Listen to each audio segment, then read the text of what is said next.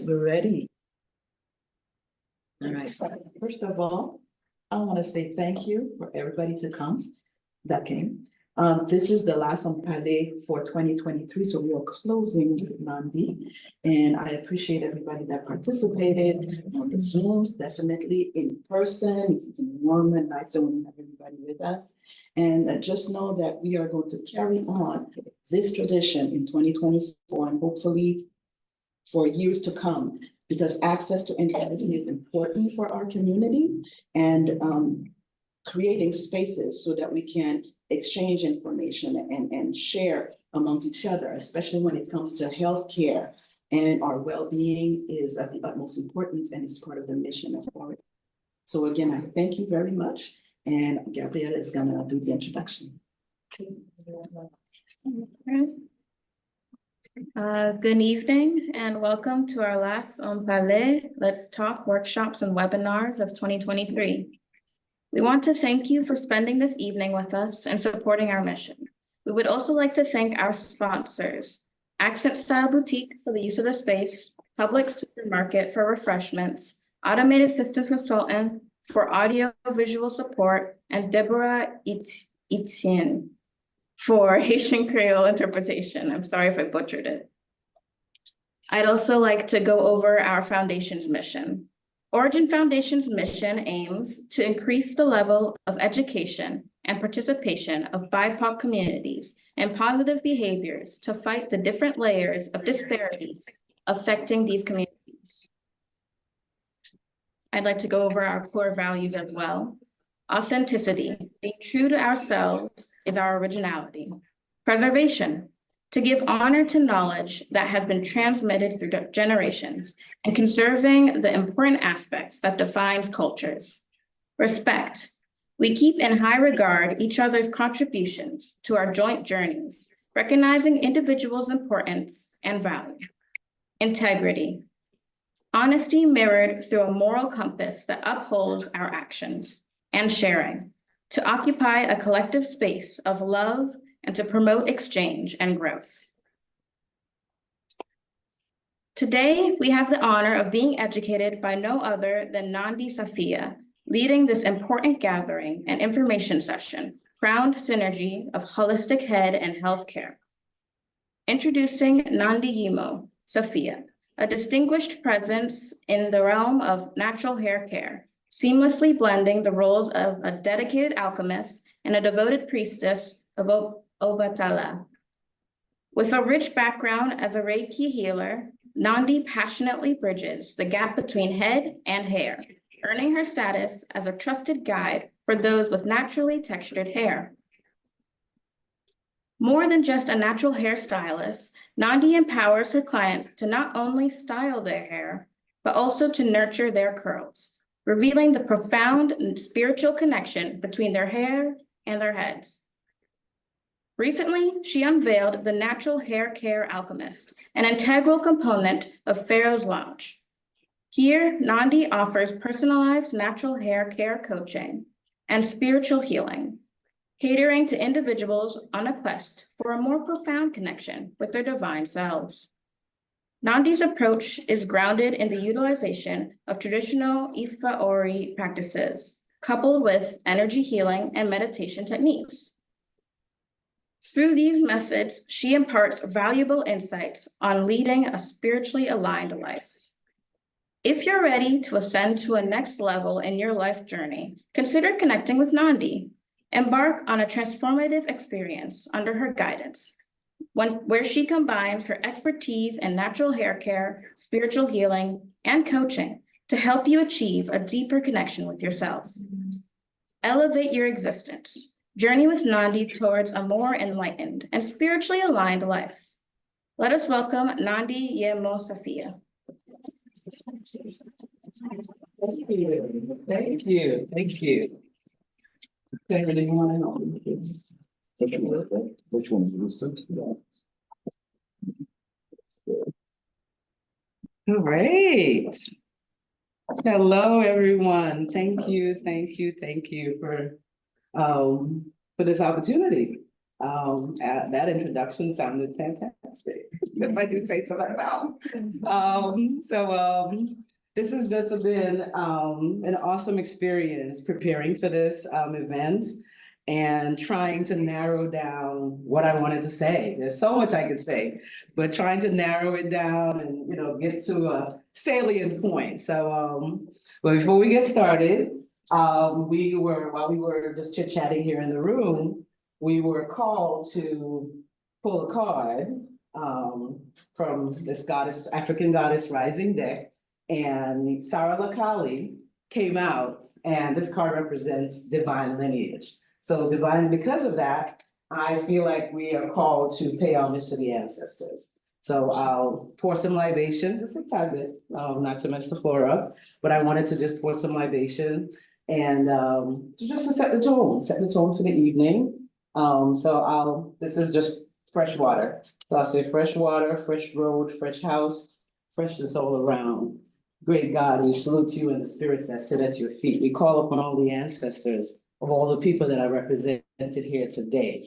We pour libations in your honor. We call upon the elevated ancestors of everyone in the room and all the people out on the Zoom. We acknowledge you. We say thank you. We say thank you for your sacrifices. Thank you for your prayers. We hope that we are your prayers answered and our generations to come. We thank you for everything that you've done for us. So with that, we set the tone. We pay homage to you. All right. So another little sacred thing, we'll light a candle and the circle is open. So this is a blue sage candle. Got some Reiki symbols on here. So just to set the tones for the evening, we light the candle and the circle is officially open. All right. Come on. It's a little cold here in Florida, so the candle needs a little extra. There we go. I can set this right here, right? Yeah. Okay. All right. So as the introduction said, I am Nandi, your leading hair care alchemist. I always wanted to say that. So your leading hair care alchemist. I have been in the natural hair care industry for 23, maybe about 30 years, about 30 years. And I would say that I am goddess gifted. I've been blessed with this talent to be able to naturally look at hairstyles and be able to recreate them. I haven't been officially trained. I've worked in many salons, but I haven't been officially trained. This is how you plait. This is how you braid. This is how I can look at a hairstyle. So that's why I like to say I am goddess gifted and naturally talented. So I give thanks to the goddesses and my ancestors for blessing me with a gift. And I'm also the co-owner of Pharaoh's Lounge, a natural hair care salon here in Tampa. And as the intro said, I am an Ifa devotee and a priestess of Obatala for the last 5 years. I've been a devotee for about maybe 10 years and an initiated priest now for about 5 years. I am also technically trained as an IT contracts negotiator, and I've worked in that industry now for 23 years. So quite an interesting array of seasonings, ingredients to bring all together to create who you see here today. Today, let me step back a little bit. I wanted to acknowledge that today is day 4 of Kwanzaa, and that is Ujamaa, cooperative economics. So how fitting it is that we're sitting here at Accent Styles Boutique, and I'm looking out at the audience and I see several business owners, and Ujamaa is cooperative economics. And it's we are to build and to maintain our own businesses and to profit from them together. So I wanted to just make that acknowledgement of the season and the time that we're in. All right, so let's see. I need to get some water here. So I think most of you know I'm getting over a little bit of something, so I'll be All right, so we'll start this journey. It's going to be a journey. We're going to have start from the spiritual side. We're gonna touch on physical hair care, hairstyling, the spirituality of it. So if you need to take a minute to grab something to drink, some refreshments, some libations, whatever, because we'll be going on a journey. And I do have to remember to talk a little bit slower for the translators, so I'll try to keep the pace going. We did mention just now about Ifa as a spiritual system, and I wanted to talk a little bit about that to set the tone for where we're going with this head and hair care journey. So for those that are not aware, Ifa, or as it's known in Nigeria, it's Isheshe, and it's basically the traditional religion of the Yoruba people of Southwest Nigeria. It's a religious and traditional practice that those people, that's how they live. And the Ifa philosophy encompasses a set of ethical and moral principles. And I emphasize that because Ifa is becoming very trendy and the ethics are starting to slip a little bit. So the foundation of Ifa is based on ethical and moral principles that is supposed to guide our behavior. And I'm building on something there, but I wanted to emphasize that for a reason. The teachings emphasize the importance of honesty, integrity, respect for elders, and maintaining harmony in the community. And so I say that because I want to remind people that as much as it's becoming trendy and people are getting comfortable with it and everyone wants to practice African spirituality, the foundation is really, really important. So I want to say it again: honesty, integrity, respect for elders, and maintaining harmony in the community. So one of the major tenets of Ifa is ancestral veneration. And not to be confused with, some people talk about ancestral worship. That's not to be confused with that. Veneration is remembering our ancestors, talking about our ancestors, sharing stories about our ancestors, calling their names. That's keeping them alive, keeping their memories alive, sharing them with our children. It's interesting. Yesterday, I was sitting just meditating, and it occurred to me that I didn't know what my paternal grandmother did. And so I asked in a family group if anyone knew, and this is just my paternal grandmother, and no one knew what she did. And so it's things like these. Just imagine 2 generations from now, if no one knew what I did, my grandchildren don't know what I did. So these are things that we have to pay attention to when we're talking about veneration, it's sharing those stories. In comparison, and I won't call the people out, but in comparison, there's a religious system here in America where when they have their weekly Sabbath or celebration, they go through their ancestral lineage for at least 25 generations. They can tell you what every person did, when they did it, how they did it, their migration patterns. So we've lost that. And, you know, through circumstances not of our own, but we can make sure that it doesn't continue. So moving forward, always tell your stories, talk about what you did, talk about your grandmother did, any little thing that you remember. The grandma liked yellow, she liked purple, she, you know, liked chicken and rice, I don't know, whatever it is, share that so it gets passed down. So that's a little sidebar there, but anyways, ancestral veneration is very important. We are ancestors. Our ancestors are us. Look at it. Just look in the mirror. You'll see grandma this and auntie this and whoever. So we've got to maintain ancestral veneration. I know some people are thinking, what does this have to do with head and hair care?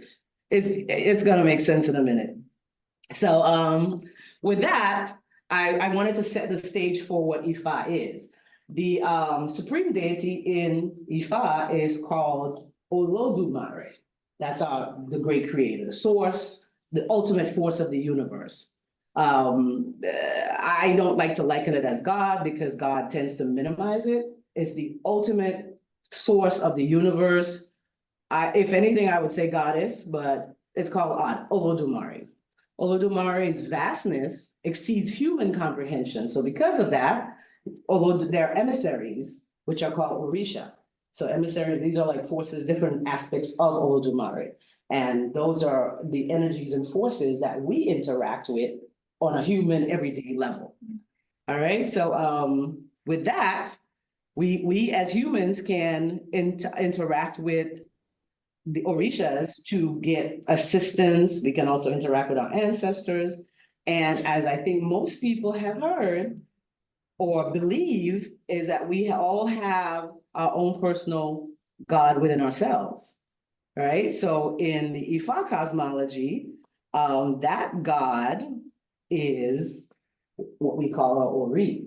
So this is how the story is. See, so we build on that. So we've got the ultimate source, then there are forces of nature and our ancestors that we can rely on. But most importantly, we have our own God within our head, which we in the Ifa cosmology we call Ori. And so you can call it head. Ori literally translates to head. There's the physical head that you see on top of your body, and then there is also a spiritual head. And that spiritual head is the seat of our consciousness. It's our destiny. It's our personal God, if you will. So whatever that head, that spiritual head thinks about, whatever that spiritual head wants or creates, this is what the life that we will live. There is a philosophy in Ifa that says we all chose the life that we're living today. We chose this before we came here. So we chose the ethnicity, the parents, the, excuse me, we chose, one second. We chose everything about us, the successes, the misfortunes. So when I learned this, I mean, I just chuckled because all the times that my kids told me, I didn't choose to be here. You brought me here. Why did you? And I go, no, you chose me.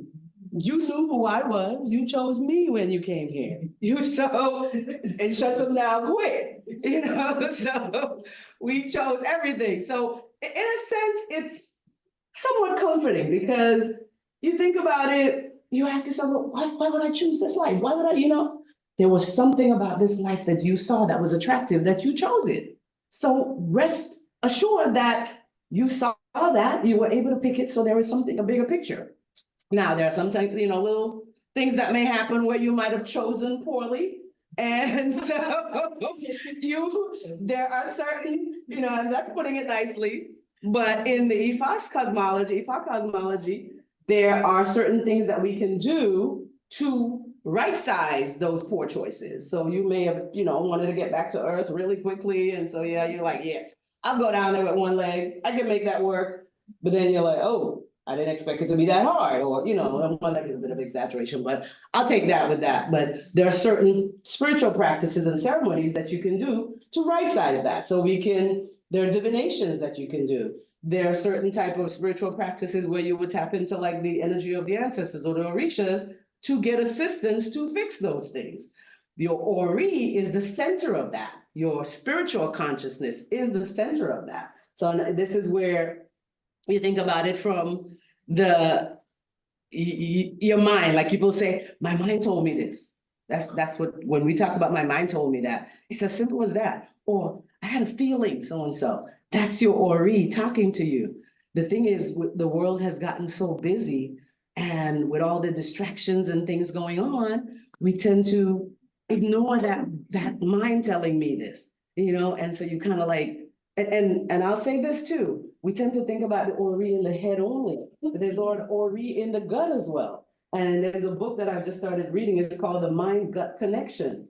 And so there's not only a mind in the head, there's also a mind in the gut. And for women especially, that intuition, we have that. That's so if you go back and look at all the decisions that you made that didn't turn out the way you wanted to, there's a split second where your mind down here, your gut mind told you that was not a right decision. But we've been indoctrinated into thinking that we ignore that. So when we ignore that, you gotta live life and you go about whatever you're doing. And this is the beauty of having divination and rituals and ceremonies that can hopefully correct that. So just going back a little bit to some of the Ifa spiritual cosmology is that, for example, when a baby is born, that within 7 and 8 days, there's a naming ceremony that's done. And actually, even before that, when the mom is carrying the baby, there are certain divinations that's done, and the community is told through divination what that baby is coming to the world to do. And then when there's the naming ceremony happens, another divination and certain practices that's done so that the community knows what this child is here for. And so if the community knows what this child is here for, then you're gonna help usher that child into where they need to go. If that child is gonna come to be a builder, you're gonna make sure that that child has all the tools and accesses of everything that they need to be able to be the best builder they can be. For us in the diaspora, we don't have that. We haven't had that. So all's not lost though.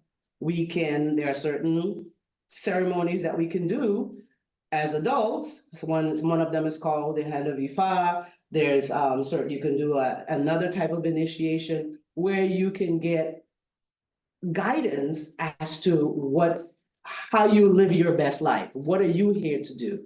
In those ceremonies and as part of that divination, you can understand what foods you should eat or not eat, what colors you should wear or not wear. Should you be a person that does a certain type of work? So just like how, back in Yoruba land, in Nigeria, where you would know what you should and shouldn't do, we still have an opportunity to do that as adults here in the diaspora. And you can get divinations from trained priests, babalawos. My husband's sitting here, he's a trained babalawo. He does those types of initiations, divinations, to help you get back on course. Some of us, like I am told that I'm supposed to wear mostly white. I cannot wear red on my head. I was told that I should not eat okra. I love okra, but I was told that you don't eat it. So as hard as it is, I've stayed away from it. And the reason for that oftentimes is not necessarily that it's bad for you, but what it is that in the event that you get sick, that food that you're not supposed to eat may be your medicine. But if you're eating it every day, then your body builds up a resistance to it. And then if you need to use it as medicine, it doesn't work for you. So another tangent that I went off on, but the point of it though is that there are things rituals and ceremony, and this is not just in the Ifa tradition, many other African traditional spirituality, there are metaphysical spiritual systems that also has these types of practices. All of them are based in the spirituality of the head. So that's kind of really what I wanted to make the point of. And our head, our ori, not the physical head, the inner head, our destiny, the seed of our creation, our divine essence is that connection to source. And so when you think about, we are all connected to source through our head. Think about the vastness of source, of the great creator, or whoever you want to call it, God, whatever. Think about the vastness of that, and to think that we are each connected by our thoughts. So it begs the question, what are we feeding our head? What are we feeding ourselves? What are we saying about our heads? And so this is where I'm going. It's like sometimes we're watching things that are of no value to us. We're listening to things that are of no value. We say things to ourselves that's just out of this world. So it's more so just being mindful of what we're feeding ourselves. I do want to make a parallel to the Ifa cosmology by talking about chakras. So most people tend to know about chakras. We've got, I believe, seven major chakras. And so the Ori is the crown chakra. It's the seventh chakra, and it sits on the top of our head. So when you think about it, and when I know about this crown chakra, it's here at the top of your head. The color is usually violet, purple, sometimes white. But that's our connection to source. That's the crown chakra is what connects us to the divine. It's our personal god or goddess. So same idea. This is an entirely different philosophical system. Think chakras are Sanskrit. So that's, just think about it from that perspective. So when something is true, it's true in any tradition. You may call it different names, but if it's true, it's true. So the point I want to make is that we all have a divine connection to source, and it sits in the top of our head. And for us living in the diaspora with all the distractions and technology, it begs the question that we need to figure out, what are we doing that to connect to source? And it could be simple things that we can do. It could be a matter of just sitting for a few minutes a day, and just, it could be 5 minutes, just sitting quietly and meditating. And, you know, meditating, I know some people think meditating, ooh, it literally could be just sitting quietly for 5 minutes. Just listen, you know, and the more you practice that, the better you get aligned, you get messages. I hear a lot of people talking about, I get downloads now. Yeah, that's just how you're connecting to source. You know, all that stuff is going on regardless, but when you're busy and distracted, you're not hearing that. But if you take a few minutes to just get quiet. When I first met my husband, I'm a busybody, but when I first met Pharaoh, when he got home from work in the evenings, he just sat. And that was so strange to me. I just couldn't understand it. I was like, how are you just gonna sit? You know, and it doesn't matter what's going on, he's just sitting. And I thought that was the oddest thing. And then now I'm realizing that's his time that there is a thing about men, when a man says he's not thinking about anything, he's really not thinking about anything. For us, we'll say we're not thinking about anything, but you got like 10 lists going on in your head as women. But men, when they say they're not thinking about anything, they're truly, and this is scientifically proven, they're not thinking about anything. So if we could get to that point where we're just not thinking about anything for 5 minutes, just imagine the connection that we'll have with source. So I want us to do a quick exercise. This is really quick. It's called alternate nostril breathing.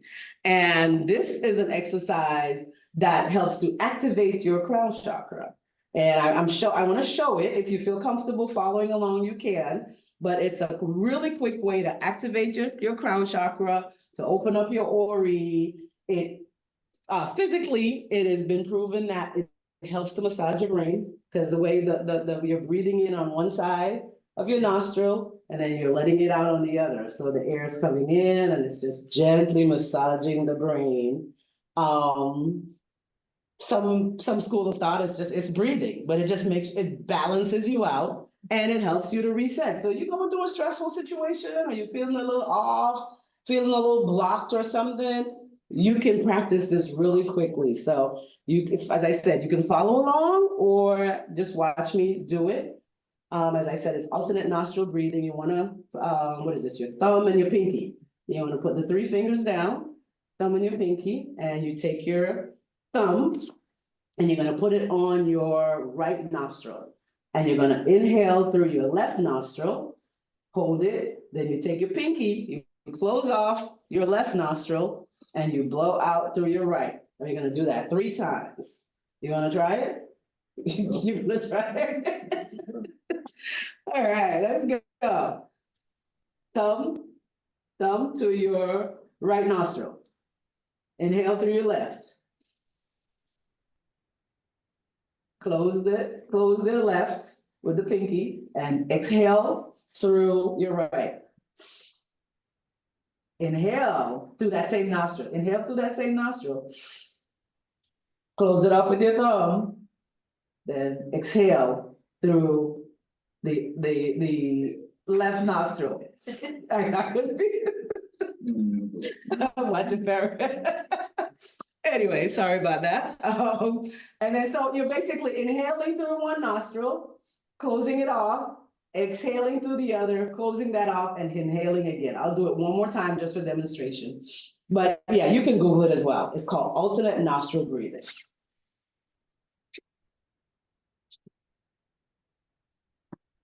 And it helps to close your eyes.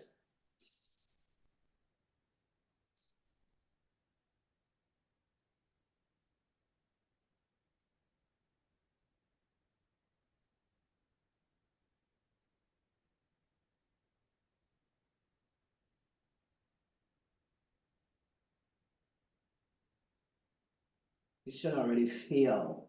Does it feel different? It feels different to me. So that's a quick exercise that it helps to unblock your chakras. It helps to open up your aura, and it just rebalances you, resets you if you're feeling a little frustrated, irritated, irritable. And you see it a lot. It's the quickest way that I'm aware of to get you just a reset. So again, that's a head and a spiritual head maintenance. And when I have a client that comes in, sometimes I can feel right away that they're going through something. And sometimes it's, hey, what's going on? Let's have a conversation. We may pull a card, or I may say, let's breathe for a little bit, and because life gets you. So just a quick technique that you can use that could be of benefit to you in your head care. All right, so let's see. We are moving along. So let's talk about the physical head. Actually, no, let me go back a little bit. I want to talk about this. This is, we're going to continue with the spiritual. So, negative head talk, negative self-talk.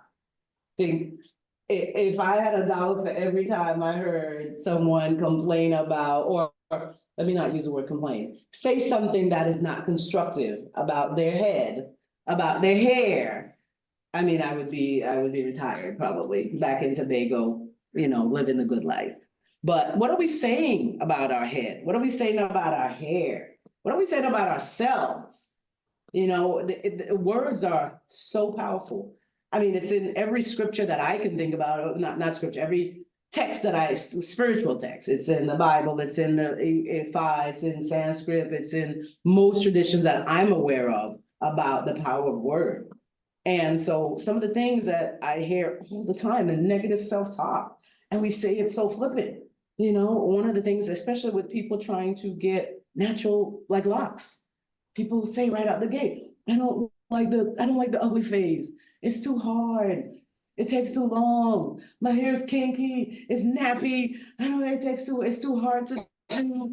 I don't know how to do it. Why does it have to take so long? It's so dry. I mean, it just goes on and on and on. Think about what that is doing to our hair. Think about what it's doing to our self-esteem, first of all. But think about what your hair, a living, breathing organism, think about what it's hearing.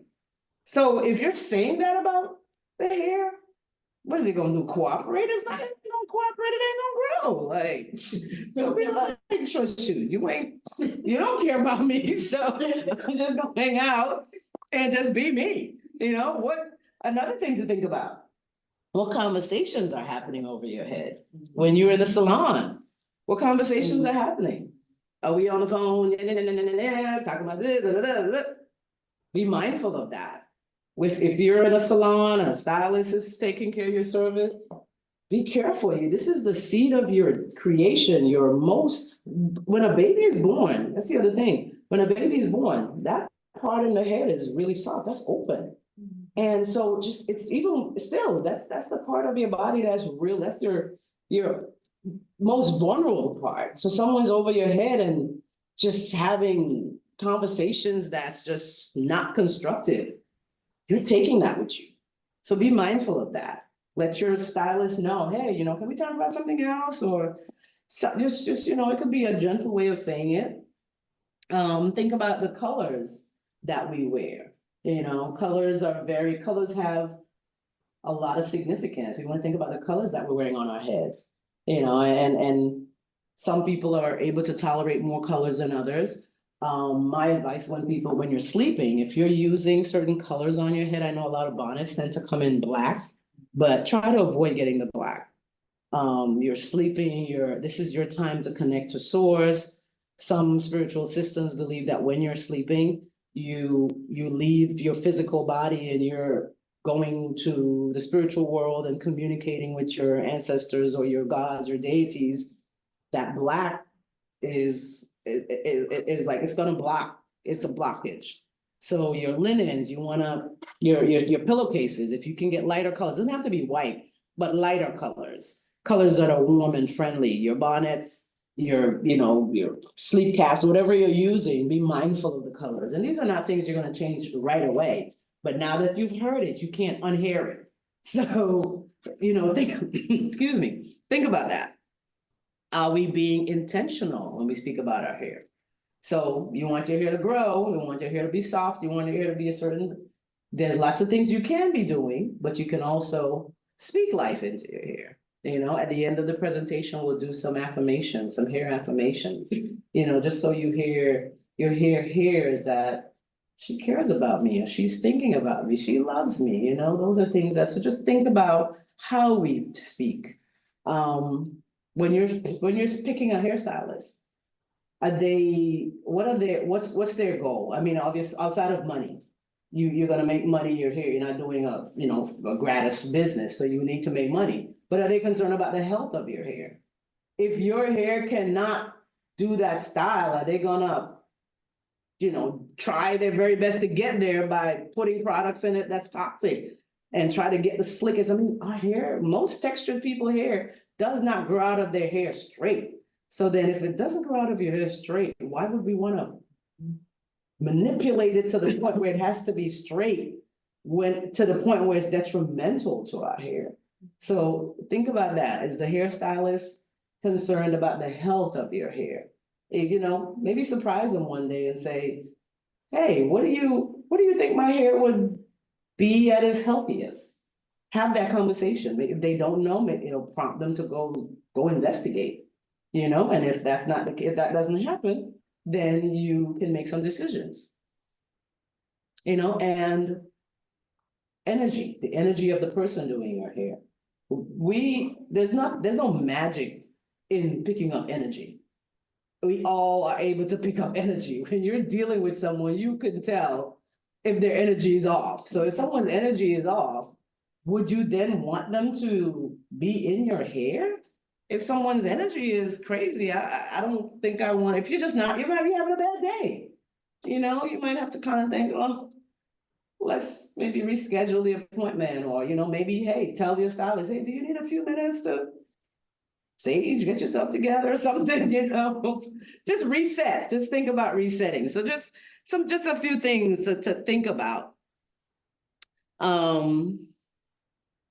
We talk about, so I'm building to this story to let you know that the head is extremely important, and it's more than just hair. It's a lot more. I think actually Natasha's daughter did a piece. No, I can't remember which one. Gabrielle did a piece on it's more than just hair. And I thought that was a really great piece. It's more than just hair. This is some important stuff, so we've got to take extreme care when we're taking care of our hair. Let's see, some things to consider. I talked about the bonnets, I talked about the linens, material, properly cleaning our heads. This is a big one, big one. So I hope most people are showering once a day, at least, right? So, at least ideal. So we're showering to clean our bodies, right? Under our hair is skin. So if you're showering every day to keep your body clean, how then do you go 2 or 3 months without shampooing your hair? It's the same skin. So if you think about it from that perspective, and of course, you're probably not going to be able to shampoo your hair every day, but at least once, if you got free form hair, at least once a week. Protective styles, it depends. It depends on the person and the hair, but excuse me, if you're not able to shampoo your hair, like fully get in the shower and shampoo it, you can clean the scalp. So you can take, there's, I like to use witch hazel or apple cider vinegar and dilute it in some water with a piece of cloth, a dark color washcloth if possible, and clean the scalp. So even if you can't shampoo your hair every day or every week, you want to at least clean the scalp, wipe, just give it a nice wipe, take some of that gunk off of it, put some nice refreshing oils, massage it. So you want to clean your scalp. That's really, really important. It's really troubling. I'm really happy to see a lot of the protective styles, but it's really troubling to see, especially our younger ladies. That, and I understand, you spend a lot of money for that hairstyle, you wanna make that last, but. It's kind of defeating the purpose because it's a protective style, but then if you putting it on to not manipulate your hair. That's one thing, but then you also have to clean your scalp. And, outside of the obvious aesthetics of, is it smelling, how does it look, all of that, you wanna if you're trying to grow your hair, you're trying to have the best possible hair that you have, you want to clean it. And I can't stress it enough. That's probably the number one question I get. Why is my hair so dry? You're not washing it enough.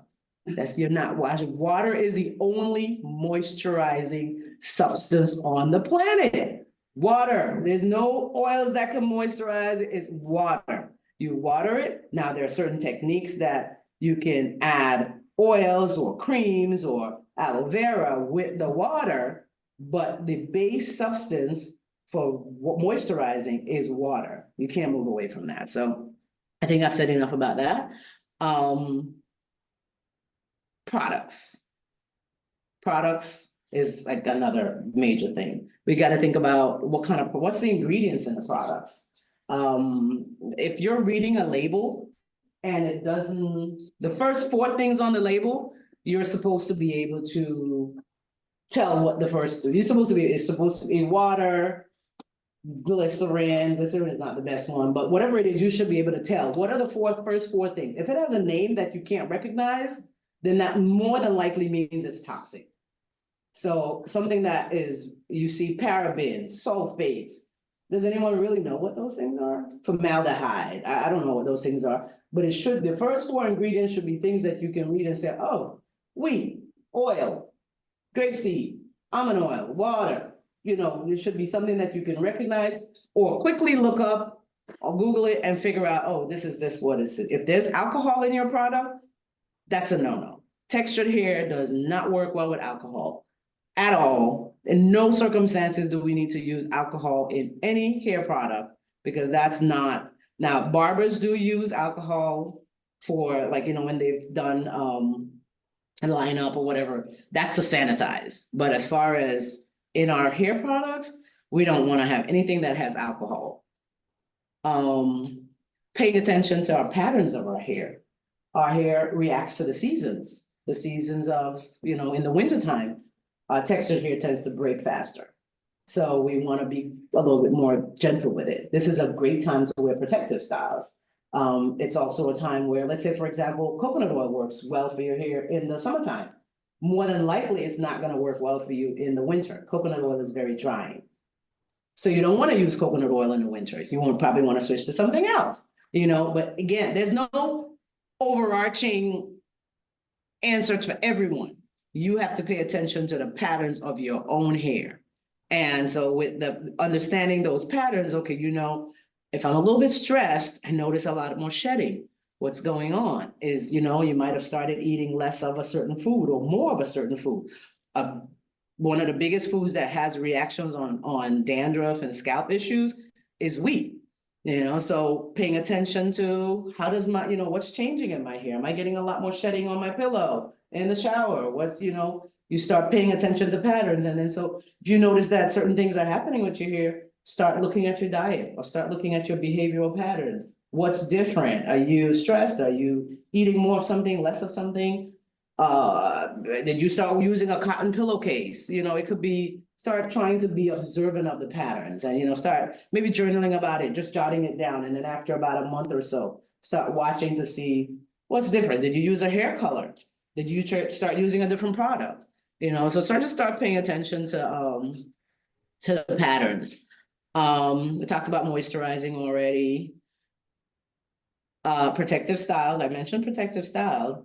And while I understand that protective styles are expensive, you don't want to keep them in too long. So pay attention to that as well. If you notice that after a while, your scalp is starting to act a little funny, you might, start thinking, maybe I'm keeping it in too long. So I got to take it out. Or you can just shampoo with the protective style and then put some oil in it. And so just paying attention.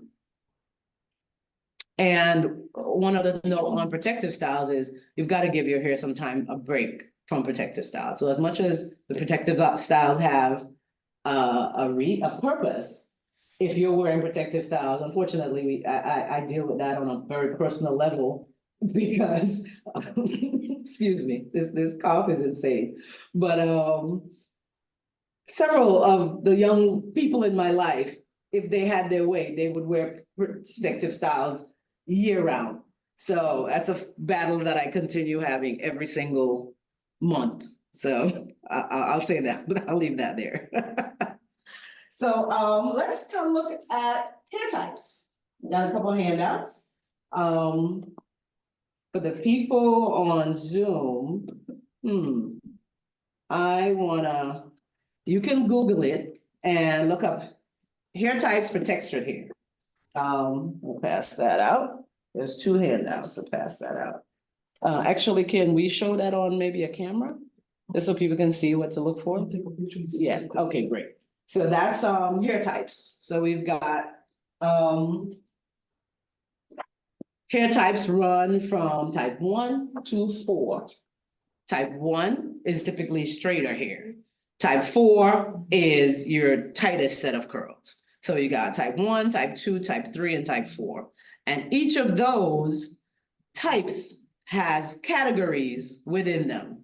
So, and this is based on your curl pattern. If you have locks, you're probably not going to be able to see your true curl pattern, but you can do, the next handout I'm going to give out is, it's called a porosity test. I'm going to show that porosity test.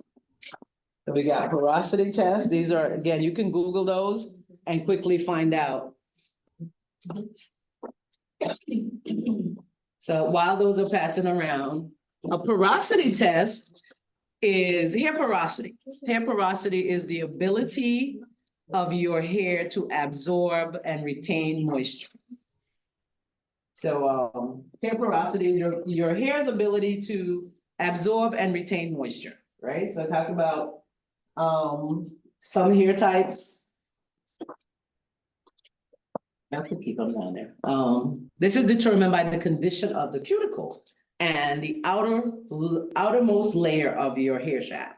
The cuticle consists of overlapping scales that can be tightly packed or loosely packed. So another handout. We're in school today. So that picture is going to show you the hair shaft, right? And the reason I'm showing this is because I want people to get a sense of it's more than just hair. Right? So that outer layer with that structure, with the one that has the hair shaft, the cuticle is the outer layer, and that's what's responsible for us. You can just set them right down there. That's what's responsible for your hair absorbing and retaining moisture. So, and everyone you can take a quick look at it, Google it, do your own reading and all that, but that understanding that makes such a difference in the products that you use and the techniques that you use, or just how you moisturize. So let's talk about low porosity here, some of the things going around. So low porosity hair, it takes longer to absorb oils, often leading to buildup. So if you find that your hair, when you're wetting your hair and it's taking a really long time to get wet, that's a sign that your hair might be low porosity. When the moisture is locked in, it takes a little bit longer to dry. So some people are like, how do our hair dry in 15 minutes and I'm under this dryer for 45 minutes? It might be because your hair has low porosity. Your hair has less volume. It may be difficult to color. Your hair is low porosity hair. So, but your hair doesn't break very easily. That's you. So for people with low porosity hair, and so one of the handouts was a test. You can do a test to find out, do I have low porosity or high porosity hair, or medium. So if you find that after you've done the test and you realize, and your stylist could do this for you, but you can do it as well for yourself. If you've done it and you realize that you have low porosity hair, You want to use sulfate-free products. You want to, when you're looking at your products, it shouldn't have any sulfate in it. You want to use products that don't have chemicals. So, you know, it could be, you have to use a natural product. You want to use things that are more hydrating. So like they have hydrating shampoo, humectant properties, things that are going to be like, humectant is like aloe vera and those types of things that are juicy and just good. And then one of the other things too, and we can definitely talk about that, but you would benefit from like an overnight treatment. So like you do a at home type of, you could do like a aloe vera and like maybe mayonnaise or something like that, and you put that on and you keep it overnight. Cause the hair is so, the porosity is so low, the little follicles on the cuticles on the hair shaft are so tightly packed that when you're putting products in there, it's not seeping into the hair. It's just sitting on the outside. So now if you did an overnight treatment, it's going to give you enough time to seep in, get into the hair shaft, and then give you that juicy moisture that you're looking for. That's kind of a scientific. Excuse me. I know I've been talking on. Any questions? We can save them for the end. Were there any questions online? Yes, we do have one question online. So, Natasha asked. Sorry, so many windows. Hold on just a second. All right. So Natasha's question is, do the oils moisturize or are they more considered as covering the hair? Good question. Awesome question. So oils don't moisturize. Oils seal in the moisture.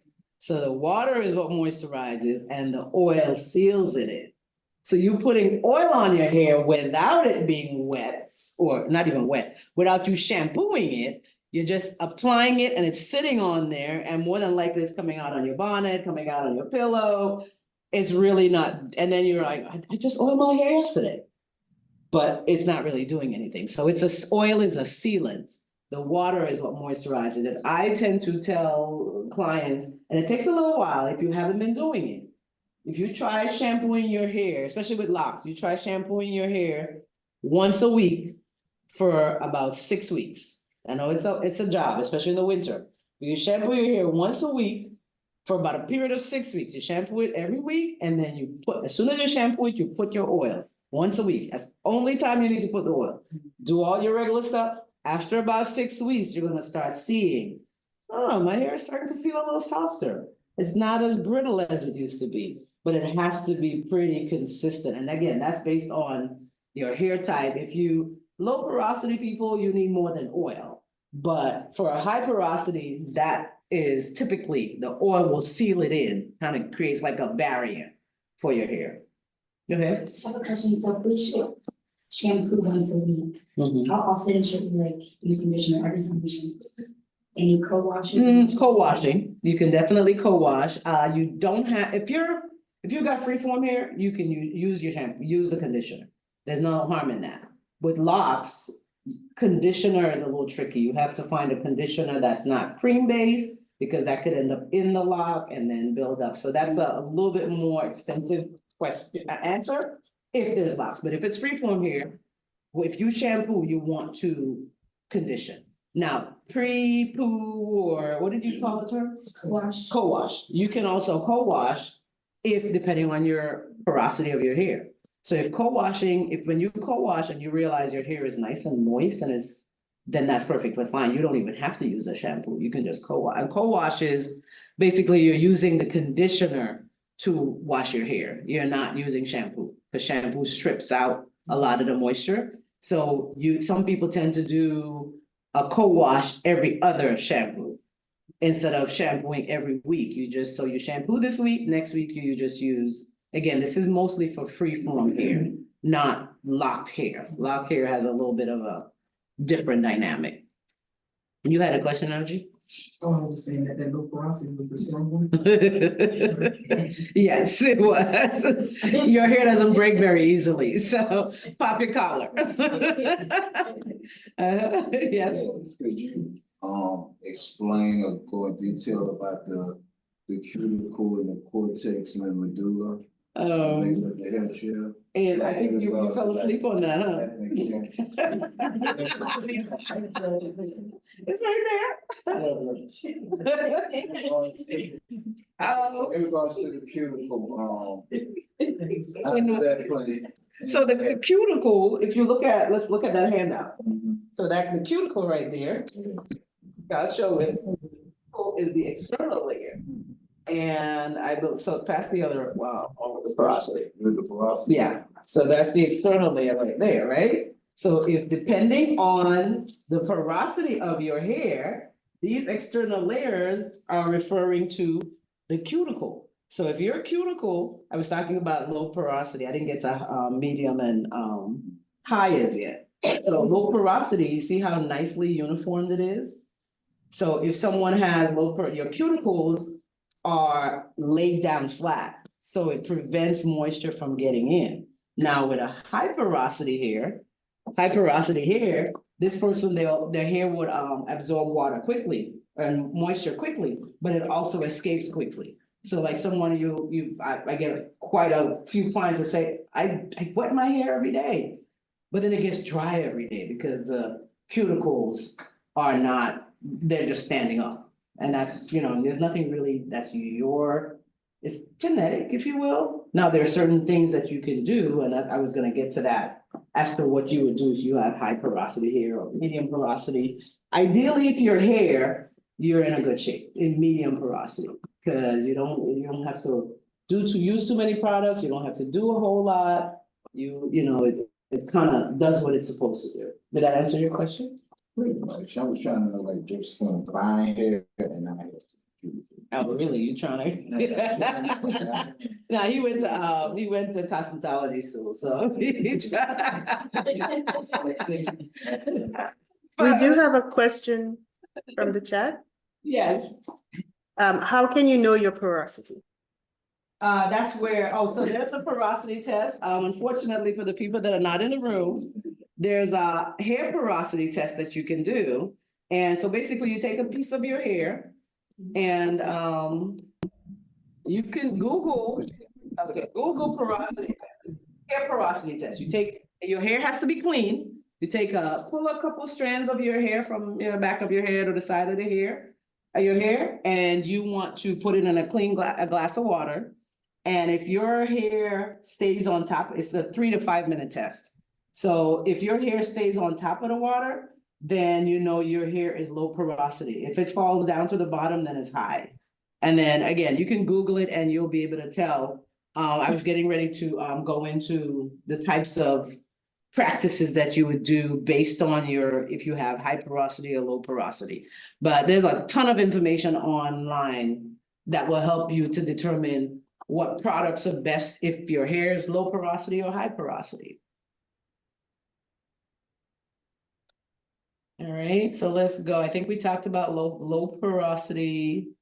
Let's go to normal porosity. And again, it may sound a little bit boring, but this is information that will arm you in understanding why your hair does what it does or it doesn't do.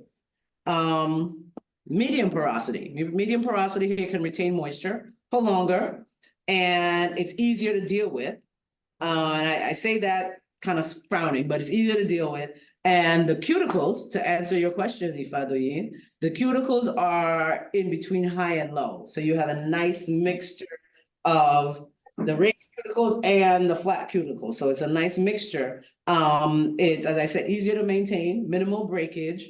It does not take long to absorb, and it doesn't release the moisture too quickly. Typically, to treat medium to normal porosity here, you can use balanced products to keep, like you would use a hydrating shampoo, or you could use a moisturizing shampoo. These people can use either types of shampoos. And then you'll tend to use lighter oils like jojoba oil, grapeseed oil, argan oil. So once you've determined the porosity of your hair, then that'll help you determine, okay, what products you want to use. Most people though, with textured hair, I will say, kind of hang out in low porosity or high porosity. And so we'll talk about high porosity. Go ahead. Does your porosity change when you're here? No, well, it can.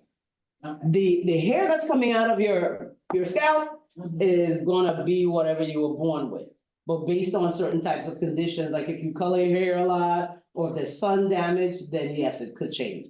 Sometimes you'll see the hair shaft coming down with low porosity, but then on the ends, there's like when you talk about split ends. Remember when we used to wear perms and stuff like that, and you had split ends? That's what high porosity was. So, and it could climb up the hair shaft. So that's why when someone had split ends, they would always say, cut off the split end, because it just keeps creeping up the hair shaft.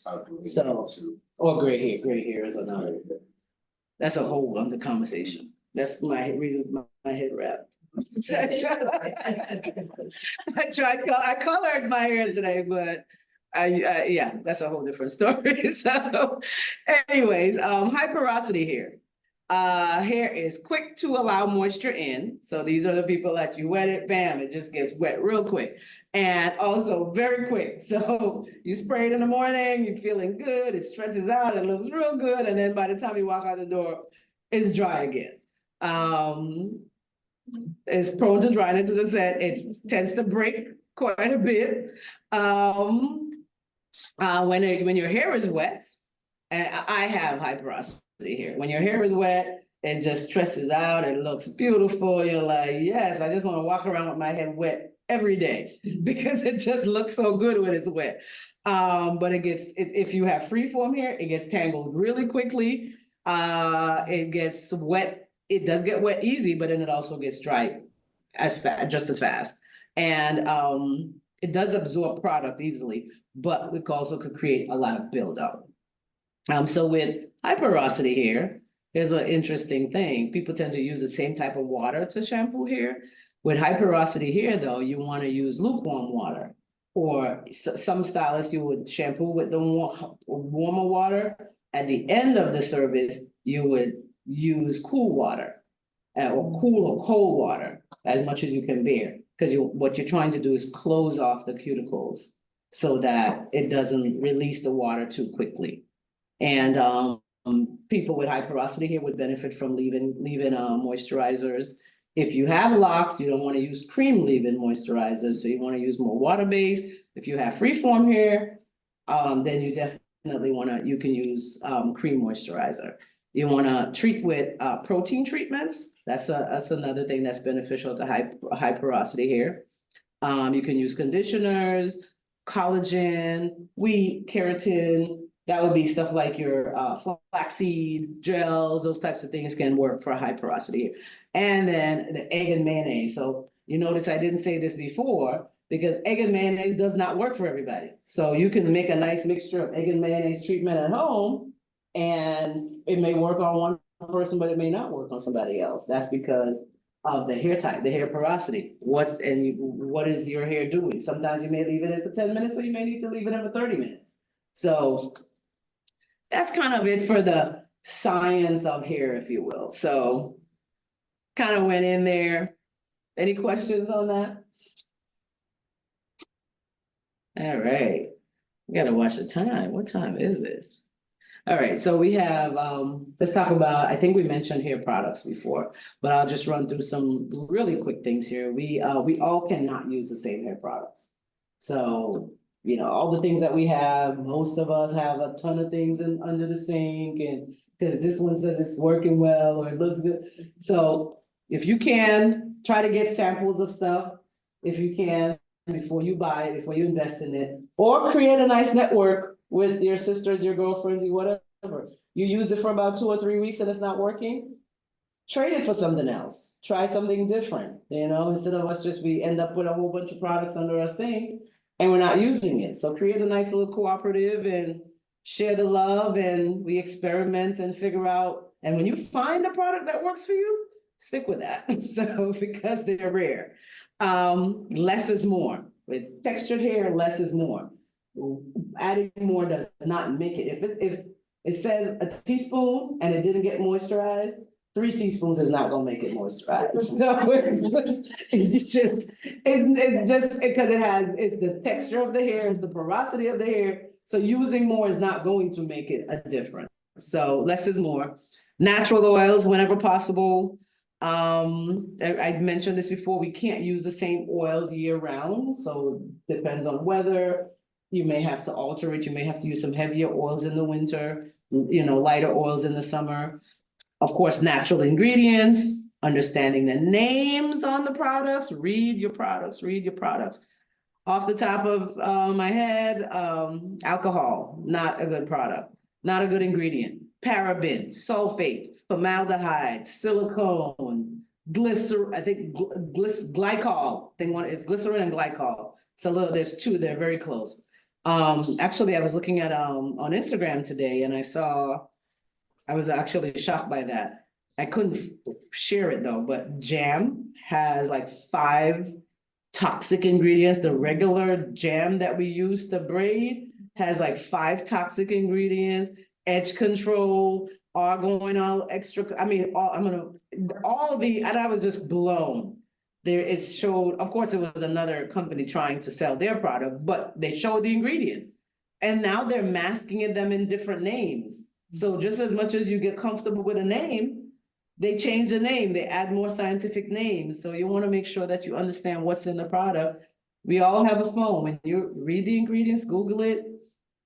My advice is if you Google it and you're reading it and none of it makes sense, then I wouldn't buy it. If they say it's formaldehyde, I mean, we know what formaldehyde is, right? Formaldehyde is what they use to embalm bodies, to keep the body, I don't know, I think it's to keep the bodies, right? But that's a serious chemical. And we're putting it in our heads. So, and the reason for the ingredients, women with textured hair tend to have, the reason why I'm stressing the ingredients so much is women with textured hair tends to have a lot more feminine issues because of the products that we use, not only on our heads, but on our entire bodies, because there's a lot of toxins in the products, which causes us to have a lot of feminine issues. So just be mindful of that. If you can make it at home, even better. Any questions? No? All right, so let's talk detangling. I'm gonna make this one real quick. So I did a whole summer camp class on detangling. And so one of the things that we discovered is that a lot of us don't know how to detangle our hair. We don't know the right tools and we don't know how to detangle our hair. So textured hair, I call it textured hair because I don't want to say black hair. I don't want to say Afro hair. Textured is any type of hair that has curls, wavy curls, tight curls, loose curls. So these are some of the preferred tools. My cute little African comb that this one broke, but wooden combs are best for textured hair. They come in many sizes, shapes. This one is a detangling brush. So this detangling brushes, you want brushes that have the bristle moves. Because if it's not moving, that means when it pulls on your hair is coming with it. But if it moves, then it's likely to, help you. But before we get to tools though, you want to textured hair. You want to use your fingers. You want to moisturize. First of all, moisturize. So water. You never detangle your hair without water. You wet it first, use your fingers, massage out the kinks, any curl, any bumps, any lumps, use your fingers, get it out. After you're done with that, you want to section it off. Sectioning is very important because if you don't section it, then it becomes overwhelming. I mean, trying to comb through a head of hair and you get lost. So you want to section it off and you want to take your time. Now, I'll say this, I think when historically, hair grooming was a ritual and we've lost that. So, I kind of sound like I'll say this. I think this was part of my previous life because I've always felt this way. So, and I was looking there's a picture that I used to have with I was doing someone else's hair and someone was doing my hair. And I've seen that picture recreated many times. One of these days I'll find that picture. But hair grooming in the traditional African sense was a ritual. It was kind of like shelling peas. It's not just getting your hair done. It was a time to spend time with the elders. It was a time to hear stories. It was a time to learn about life and to that love and affirmation that was being put into your hair. You know, unfortunately, we don't have that anymore. So I encourage women now, and this is part of what I do with the spiritual side of my practice is, it's like shelling peas. We sit, you talk, you go through the hair, you take your time, you've got to be patient. Patience is very important. You take your time, you go through, it's a ritual. You know, we may pray, we may talk, we may cry, we may pull a card, we may do some shadow work. It's a process. So knowing the right tools, taking your time, finger combing, sharing stories, being patient, have a glass of wine, maybe some tea, you know, and hang out. Make it do you remember when we were growing up? We would see, I liked Little House on the Prairie. It was just my thing. I love that stupid show. I look at it now and I'm like, what was But you remember when Laura Ingalls, every night she used to get her hair brushed, 22 times or whatever? That's a ritual. So think about you creating your own rituals. When you doing you make it a wash day, shampoo day. You set your tone, lay out your tools, your crystals, whatever you want to do around it. You're as low as $28 and as high as 200. I did like less. You need it, right? Are we getting into seated? Okay, yeah, so that's a spiritual practice that you could create for yourself. Make it a nice ritual, make it a self-care moment, and massage your head, just affirm your head. When we get to the affirmation. Oh, another thing I wanted to say about the wooden combs is, so because wooden combs are porous, just like our hair. So you shampoo your hair, you put the oils in, and when you're combing through this, the oil is absorbed in the comb, right? So when you come down the shaft of the hair, the oil is being distributed down on your hair. So that's the benefit of a wooden comb versus a metal comb, because it just sits on top of your hair. So, and these. What, somebody say something? No, because Ron was nodding like it was good advice for him. Let's go through it, Rob. Let's go through it, Rob. And I picked up this little beauty in I think I got this in Nigeria, and so I'm gonna need to get some more of these because I'm down to my last one. But these are parting combs. I like these because they give you a nice precise part. These were like the first rat tail combs, if you think about it, because you get a nice precise part with this. And I talked about this brush. There's all these other combs, but so yeah, just showing you different types of tools. For textured hair, the bigger the comb, the better. The more natural the fabric of the comb, the better. So these are just different tools that you can use. Fast one, see a little bit, she wants a picture. All right. Back to the hair brush. So brushing with locks. It's a good thing, it's to get the lint out and stuff like that. Is that? Now, I haven't done it yet. But yeah. I've been seeing it all over. Yeah, they're selling it a lot. No. No. Depends on the type of locks you have, because everybody can't brush their locks. Yeah, Because it it's starts to thin out your Yeah. lock. and so for me, I would say no. That's my advice. Now, if you are.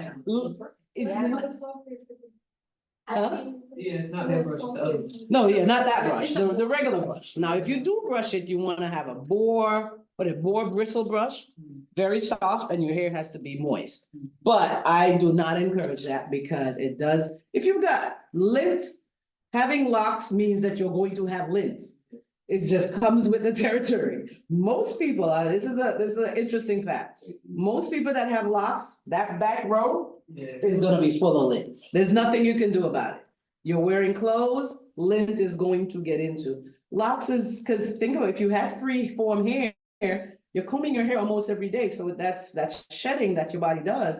with locks, it's not shedding. So to prevent lint, you gotta sleep with your hair covered. So you don't pick up lint. Now, you can try to brush it out. Your hair, because your hair doesn't break very easily, you might be able to get away with it. But for the most part, I don't advise it. And if you do brush it, you wanna hold on to the base of the hair.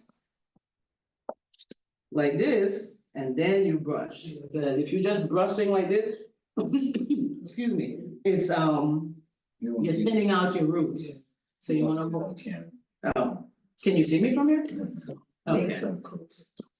So if you're brushing, it wouldn't be this brush if you're brushing the locks, it'll be like the soft boar bristle brush. You can see it? And then you wanna hold the hair at the base, and this is to brush out lint. Can you see it? Yeah. Okay, so you wanna hold the base of the hair to make sure you're securing the roots, and then you'll be brushing out. And it'll be a gentle, a soft, you see how much hair coming out? It'll be a soft brush. Again, I don't recommend this, but if you feel like your hair has the ability to maintain a brushing, you can give it a shot. But locks comes with lint, and if you don't wanna see the lint, color your hair. That's as simple as it is.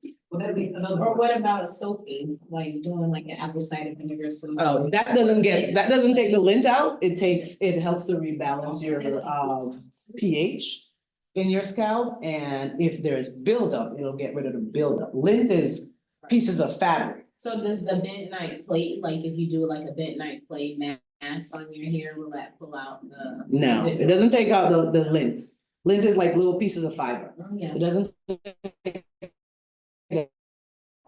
lint out of your locks, as far as if you some people try to use a tweezer and pick it out, you're just weakening your hair shaft.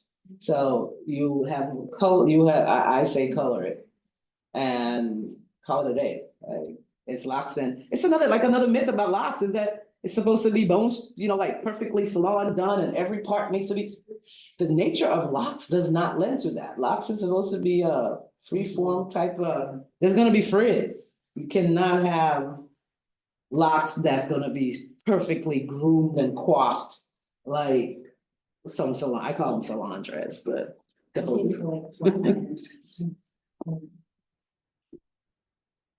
But we talked about the tools.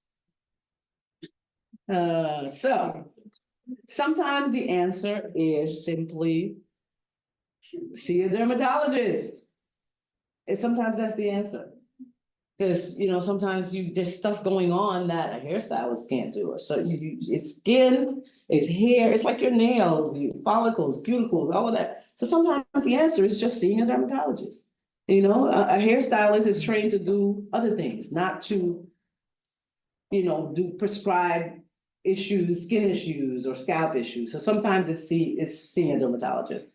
Sometimes it's starting over, start cutting and start over. So, sometimes that's the answer, and this is just being blunt. Sometimes that's the answer. Get quiet. Get quiet, that's the meditative part. That's leave the hair alone sometimes, sometimes just leave it. Forget the hair, just leave it. Don't touch it, just leave it. Wash your hair. I'm gonna go back to that. Wash your hair. Drink more water. Drink more water. You cannot drink enough water. Water does the body good. That BS mantra they had about milk doing the body good. Water does the body good. When your hair is dry, your skin, drink more water, drink more water, drink more water. And lastly, you can change your diet. That will be something that you can also try, changing your diet. So let's see, I've got 3 more slides and so I want to show y'all a quick Ori ritual. So we talked all about the physical stuff and the hair and all of that. 5 minutes? Okay, so I'll do just one real quick thing. I'm gonna run through it and I'll make sure Natasha, what I'll do, Natasha, is I'll record one and then you can probably share it on the website. Like 8:30, Mhm. interpreters and type of stuff. Okay, wonderful. For herself. Okay, great. Okay, so Ori affirmations, and so there's, and you reach out to me and I will, I can certainly do individual sessions. But Ori affirmations is essentially creating a practice around affirming your hair, affirming your head. So when you wake up in the morning, take a few minutes, put your hand on your head and give thanks to your head. Thank your head, thank your head, thank you for waking me up. Thank you for, I asked you to guide me today. I ask you to support me, protect me, bring abundance to me, protect my children, bring all good things to me. So just say, hold your head and just say positive affirmations to your head. And you can use regular affirmations, just change out the words. Ori, protect me, Ori, guide me, Ori, you are the crown of my wealth, Ori, bring me good children, Ori, bring me prosperity, Ori, bring me love. Whatever it is you're asking for, you will do that before you talk to anybody in the morning. Do your journaling, talk to your Ori, talk to yourself, talk to your higher self. With that, I just wanted to show you this real quick. So I've created these boxes, they're Ori feeding in a box. And it has all the information that you need to do your own Ori feeding. So it has the affirmation cards. I made these cards, it has the steps, it has all the instructions. There's a cute set of incense, the candle, the crystal, and a head wrap for you to do. And so these are Ori feeding in a box, and they're available. And so if you want to do your own Ori feeding, you're more than welcome to do this. And when someone purchases this, you get a session with me virtually. So, I'll be launching this soon, but these are something that I figured, people want to learn how to do this. Why not create it in a box so that someone can take it home and do it in their privacy of their home? So Ori feeding in a box is available, and I'll be launching that soon. And I think we're done. Oh, I did want to mention about this book. So some of the things I talked about today is in this book by my husband, this underground spiritual game. And this goes into the Ifa cosmology from the perspective of us living here in Tampa, Florida. And so it's a great resource. All of these things are available on our website, the Warrior Priesthood Academy, and also Facebook, Instagram, Warrior Priesthood Academy, the Head and Hair Care Alchemists, Instagram, Facebook, and Pharaoh's Lounge, FAROLOUNG, Pharaoh's Lounge. So rush through that last bit. Any questions? I think we got 2 more minutes for questions. So a question that they might want to know too, do you have any recommendations for water-based leave-in conditioner and any water-based hair gels that are not toxic? Yes. So we have water-based leave-in conditioner. I forgot I had these on the table. This is Yemòó leave-in conditioner. I feel like I'm on a QBC. Yes. This is aloe vera based leave-in conditioner that we made, and it has 2 other proprietary ingredients. But this is a leave-in conditioner that you can use. It's really moisturizing because of the aloe vera. And this is also available on our site. And what was the other part of the question? And are there like hair gels or anything like that that's water-based? Hair gels, I would say if you can find any aloe vera gel, ingredients aloe vera gel. It shouldn't say anything else. That's a good gel that you can leave it, or you can make flaxseed. Flaxseed. And this is oils. These are oils.